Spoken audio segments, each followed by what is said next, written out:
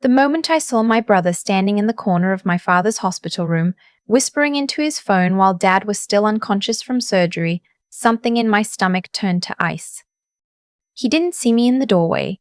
I watched him for almost 30 seconds before I knocked on the open door and said his name. He spun around, and for just a fraction of a second, I caught it. His face did something I'd never seen before. Not surprise. Not relief that I was there. Something closer to calculation. "Hey," he said, slipping his phone into his pocket. "Didn't know you were coming tonight." "Of course I came," I said. "He's our dad." My brother, who is 4 years older than me and has always been the one my family calls the responsible one, smiled like nothing was wrong and moved to give me a hug, and I hugged him back because Dad was lying in a hospital bed 10 feet away, and I didn't have the language yet for what I just felt. That was 14 months ago. I want you to understand everything that came before, so you understand what came after. My name doesn't matter as much as this. I'm a 31-year-old occupational therapist living in Columbus, Ohio. I work with pediatric patients, mostly kids who've had strokes or brain injuries, helping them relearn how to button a shirt or hold a fork. I drive a 6-year-old Honda Civic. I clip coupons at the grocery store. My apartment has 1 bedroom and a view of a parking garage. I am not, by anyone's definition, a woman of means. My brother is a commercial real estate developer in Phoenix. He has a house with a pool and a guest house and a wife named, well, I'll call her my sister-in-law, who hosts dinner parties and posts photos of their renovations on Instagram. They are the kind of people who own multiple properties and talk about the market the way other people talk about the weather. My dad spent 40 years as an electrician. He built a small but real nest egg. He owned his house outright, a 3-bedroom colonial in Westerville, Ohio, that he and my mom bought in 1988 for $92,000. When my mom passed 6 years ago, the house and everything in it became his, and by extension, someday, ours. I never thought much about inheritance. That's the honest truth. When you're making $58,000 a year and your dad is alive and healthy and still mowing his own lawn at 67, the word estate doesn't really enter your vocabulary. You just love your dad and visit on holidays and don't think about the rest. My brother thought about the rest. I didn't know that yet, but I was learning. Dad's surgery was a hip replacement. Routine, the doctors called it, which is a word that I've noticed medical professionals use to mean common rather than without risk. He came through fine, spent 3 days in the hospital, then a week in a rehab facility before coming home. During that time, my brother flew in from Phoenix twice. I thought it was because he loved Dad. I thought a lot of things. 2 months after Dad was home and recovering, he called me on a Sunday afternoon. He sounded strange, quieter than usual. "I need to ask you something," he said, "and I need you to be honest with me." "Of course," I said. "What's wrong?" "Did you talk to my attorney, a man named, I'll call him the estate lawyer, about changing my will?" I sat down on my couch. "Dad, I don't even know your attorney's name. I didn't know you had an attorney." Silence on his end. "Someone did," he said finally. "He called me last week, said there'd been some inquiries, someone asking questions about the property value on the house, about how the assets would be divided if something happened." "That wasn't me," I said. My voice came out very flat and very certain because I was both of those things. Another pause. "I didn't think so," he said, "but I had to ask." We didn't say my brother's name. We didn't need to. I want to be careful here, because for a long time, I genuinely tried to give him the benefit of the doubt. Maybe he was just being practical. Maybe, I told myself, when you own property and manage investments and think about money professionally, you start to see everything through that lens. Maybe he was worried about Dad in a way that expressed itself badly. I held on to that maybe for about 6 weeks until my cousin called me. My cousin. I'll call her my closest cousin, the one I grew up with, who was a bridesmaid at my brother's wedding, called me from her car on a Tuesday night, clearly uncomfortable, clearly trying to find the right words. "I don't know if I should be saying this," she started, "but I'd want someone to tell me." My brother had been talking to family members, not all of them. The select few he knew would be receptive. He'd been telling them that I had been pressuring Dad while he was in the rehab facility, that I'd been visiting every day not out of love, but out of strategy, that I was pushing Dad toward decisions that would benefit me financially. He said you've always been resentful, my cousin told me, that you've always felt like he got more growing up, and now you're trying to even the score. I sat with that for a long time after we hung up. The thing is, there's a version of a person who would respond to that by crying or calling their brother immediately and demanding an explanation. I am not that version. I am the version who goes quiet, who sits at her kitchen table with a cup of tea that goes cold, who thinks very carefully before she does anything at all. I started paying attention. My dad, to his enormous credit, is not a man who gets manipulated easily. He grew up in a household where money was tight and nobody gave you anything, and he has a finely tuned antenna for people who want something from him. But he loved my brother. That love, I think, was the door my brother walked through. Over the next few months, I noticed things. My brother started calling Dad more. Every few days, then every other day. Long calls, which was unusual. My brother had always been more of a quick check-in person. He started flying in more too. Weekend visits, no special occasion, just wanted to see you, Dad. During one of those visits, while my brother and his wife were staying at the house, Dad signed a document giving my brother power of attorney over his financial accounts in case of emergency. Dad told me about it like it was nothing, like it was a sensible precaution. It's just in case something happens, he said. He's closer in terms of business experience. You know, I've never been good with that side of things. I asked if I could see the document. Dad said my brother had taken it with him to make sure it got properly filed. I looked up the laws on financial power of attorney in Ohio that night. A durable power of attorney, granted while someone is mentally competent, gives the agent significant control over bank accounts, investments, and real estate transactions. It can be used to transfer property. It can be used to take out loans against a house. I called a lawyer the next morning. I need to explain something about what it feels like to suspect someone you love of something like this, because I've never heard it described quite right. It's not like suspicion in a movie, where you're sure and you're angry and you know exactly what to do. It's more like standing in a room where the lighting is slightly wrong. Everything looks basically normal, but something is off, and you can't stop noticing it. And the more you try to convince yourself you're imagining it, the more clearly you can see that you're not. The attorney I found was a woman who specializes in elder financial law. I'll call her my attorney. I explained everything to her, the power of attorney, the questions my brother had apparently been asking about the estate, the calls with my cousin, the hospital visit. She listened carefully. Then she said something I've thought about many times since. The pattern you're describing is consistent with what we see in financial exploitation cases. I'm not saying that's what this is. But I'd like you to do a few things before we meet again. She told me to request copies of Dad's bank statements with his permission. She told me to have Dad call his estate attorney, the one my brother had originally contacted, and ask specifically what my brother had inquired about and when. She told me to document everything. I went to see Dad that weekend. I sat with him at his kitchen table, the same table where I'd done homework as a kid, and I told him, as gently as I could, what I was worried about. He was quiet for a very long time. You think he's stealing from me, Dad said finally. Not a question. I think someone should look at the accounts, I said. I think you should know what's there. He nodded, slowly. Okay, he said. Let's look. The first statement showed nothing alarming. The second one, from 3 months earlier, showed a wire transfer of $11,000 to an LLC registered in Arizona. The name of the LLC meant nothing to me, but my attorney, when I sent her the photo, recognized the structure immediately. A single-member LLC registered 6 months after Dad had granted power of attorney with no publicly listed business activity. She requested additional statements. We found 2 more transfers. Smaller. $4,000, then $6,000. Always under the federal threshold that would trigger automatic bank reporting. Whoever had done this knew that threshold. My brother, as a commercial real estate developer, absolutely knew that threshold.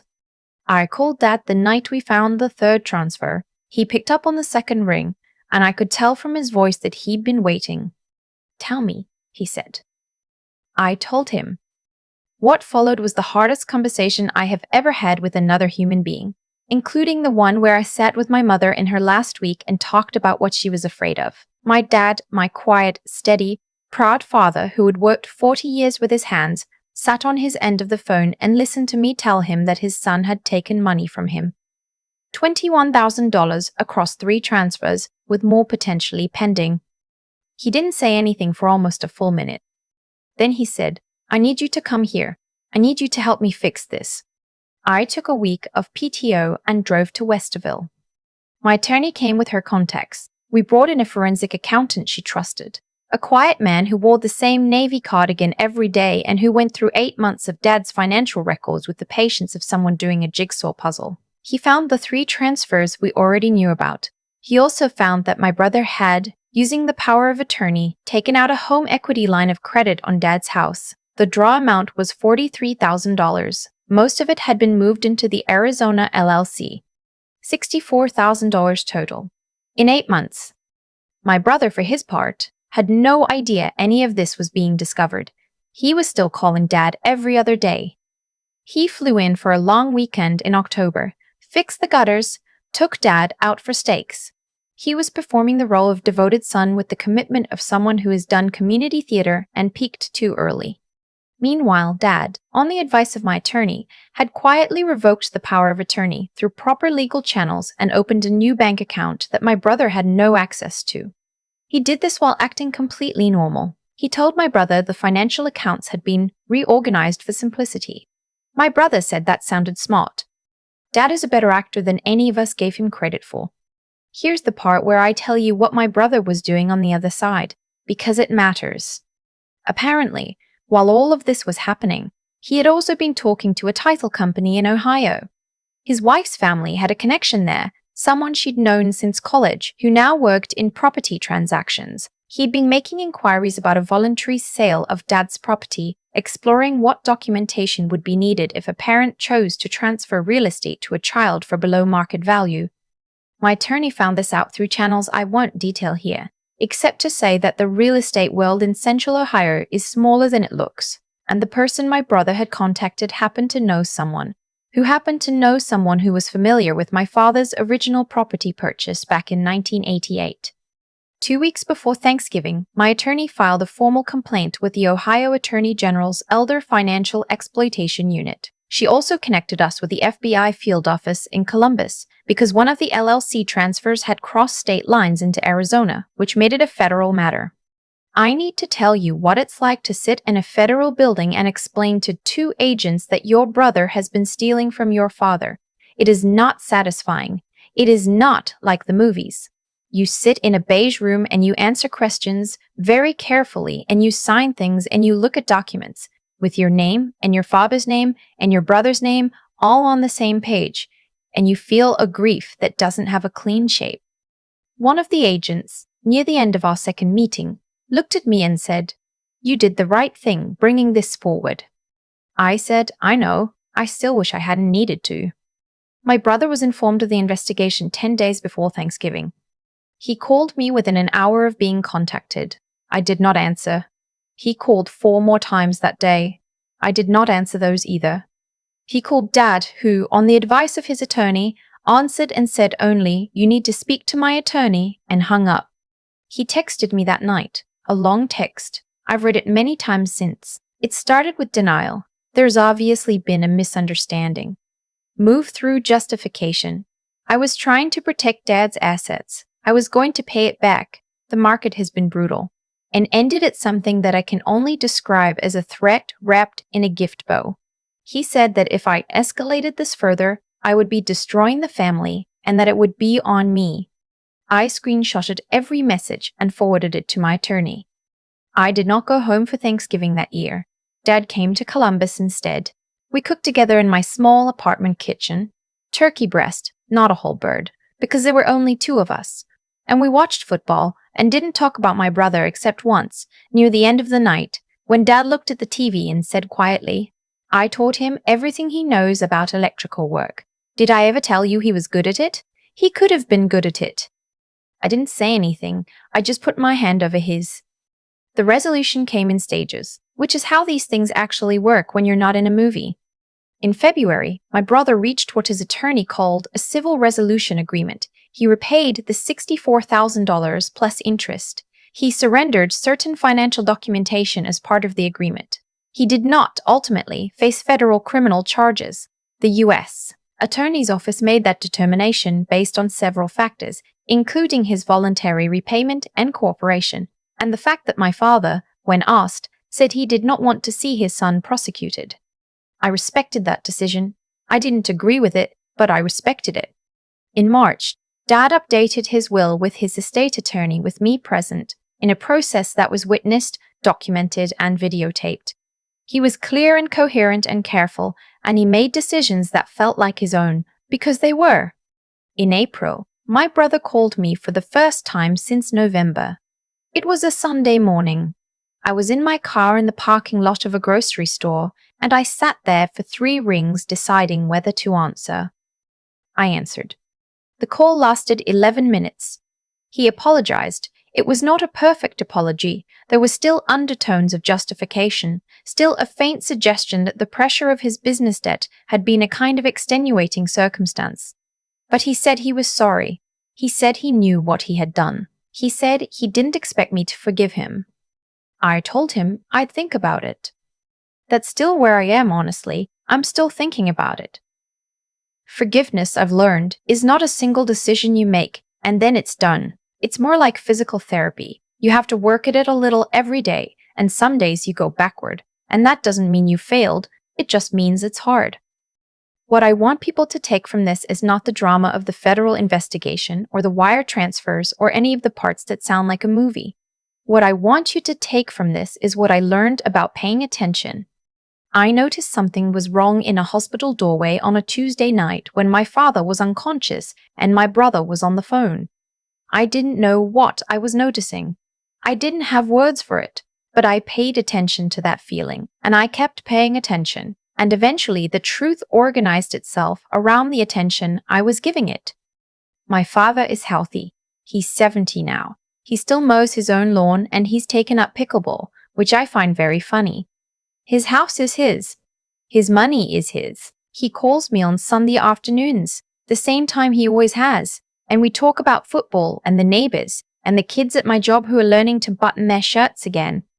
When I tell him I love him at the end of those calls, he always says, I know, the same way he has since I was small. Like it's the most obvious thing in the world. Like love is just a fact about the universe that doesn't need to be said. But you say it anyway, because some things deserve to be said out loud, even when everyone already knows them. My brother and I are not close. I don't know if we will be again. But we are, cautiously, carefully, with a lot of distance between us, in contact. Holidays are complicated. Probably they will be complicated for a long time. That's the part they don't tell you about stories like this. The ending isn't clean. The family doesn't heal on a schedule. You just keep showing up, keep paying attention, keep choosing, one day at a time, what kind of person you want to be. I chose to protect my father. I would do it again without hesitation. That's enough. That has to be enough. And most days I think it is. I keep thinking about that Tuesday night in the hospital doorway. 30 seconds. My brother's back to me, his voice low, his phone pressed to his ear. Dad unconscious 10 feet away. And something in me, some quiet animal part, already knew. I didn't listen to that knowing right away. I wanted not to. There's a particular kind of grief in suspecting someone you love, and for a long time I chose discomfort over clarity. I told myself I was being paranoid. I told myself the most generous interpretation of every strange thing I noticed. That's what love does. It negotiates on behalf of the person you're trying to believe in. But here's what I've come to understand. Ignoring what you know isn't kindness. It's just a slower way of letting harm happen. What my brother did wasn't an accident or a moment of weakness. It was a pattern. Small transfers under the federal reporting threshold, an LLC opened quietly in another state, a power of attorney obtained through trust and used against the person who granted it. Each step was thought through. Each step required him to look at our father, the man who taught him to wire a circuit box, who took him to his first baseball game, who cried at his wedding, and decide to keep going anyway. That's not a mistake. That's a choice, made over and over in the direction of taking. And here's the other thing I've come to understand. The treat doesn't disappear because you'd rather not find it. It waits. It organizes itself around the attention you're finally willing to give it. Every piece of evidence we found, the wire transfers, the LLC, the home equity line, had been sitting there, patient, waiting for someone to look. My brother counted on no one looking. He mistook our love for blindness. What protected my dad wasn't luck. It wasn't a dramatic confrontation or a moment of television justice. It was slower than that and less satisfying and more real. It was me sitting with a cup of cold tea at my kitchen table, deciding to pay attention. It was my dad, when I finally told him what I feared, saying, "Kake, let's look," instead of shutting the conversation down. It was a forensic accountant in a navy cardigan going through 8 months of statements with the patience of someone who has done this before and knows that the numbers always tell the truth eventually. Doing right by someone you love sometimes means doing the hard thing on their behalf, even when they haven't asked you to. Even when it costs you something. Even when the fallout is messy and the family calendar becomes a negotiation and the holidays feel like walking on ice for years afterward. I'm not the same person I was before this. I don't know if that's a loss or a gain. Maybe both. What I know is that I showed up when it mattered. Not dramatically, not perfectly, but consistently and carefully and with enough clarity to see what was real. That, I think, is the whole of it. You notice. You think carefully. You keep going even when it's hard. And sometimes that's enough to change everything.